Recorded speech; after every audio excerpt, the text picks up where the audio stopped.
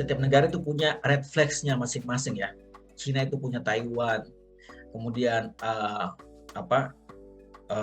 ya kalau dalam kasus Rusia itu dia punya red flags yaitu Ukraina. Jadi kalau kita harus belajar dari sejarahnya Rusia, bagaimana cara pandang mereka, worldview mereka, pengalaman perang mereka.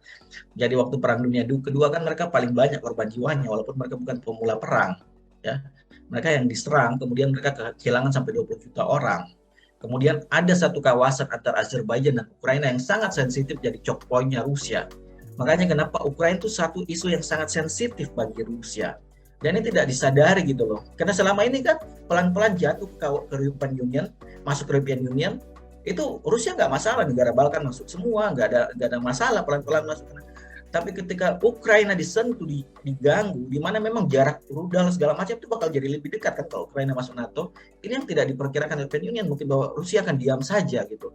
Terus menerus di encourage sudah punya buffer zone. Ya, jadi ini menurut saya yang harus dipahami juga dari pihak European Union, bahwa ada negara nih yang sudah membubarkan Fakta Warsawa dan menganggap dirinya bukan ancaman lagi, tapi kok masih dianggap ancaman dengan NATO masih ada, yang bukan cuma semata security alliance tapi betul ofensif sifatnya ya, karena kan dia melihat bagaimana NATO bergerak di Timur Tengah, bermain di luar wilayahnya. Jadi nggak bisa disalahkan juga dong Rusia punya kecurigaan bahwa dia di cycling gitu.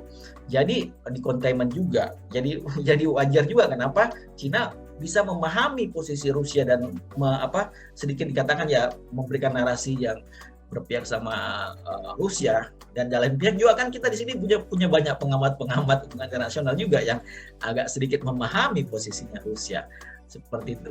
Jadi menurut saya ini hanya bisa kita tahu bahwa European Union harus sadar bahwa ini juga merugikan mereka, bahwa ada seperti saya sebutkan presentasi saya, ada yang berkepentingan untuk memperolong ini war karena punya kepentingan untuk mempertahankan dia punya hegemoni, sedangkan European Union dan Rusia yang paling dirugikan ya. European Union warganya paling dirugikan, Rusia ekonominya juga mengecil, terkucil juga ya. Dunia jadi terbelah menjadi dua. Jadi saya pikir harus ada yang bisa menurunkan ego dan membuka jalur diplomasi, dan menurut saya Prancis dan Jerman sudah cukup lumayan. Presiden Macron dan membentuk European Political Community kan salah satu bentuk cara bahwa ini kita Eropa harus berbicara loh.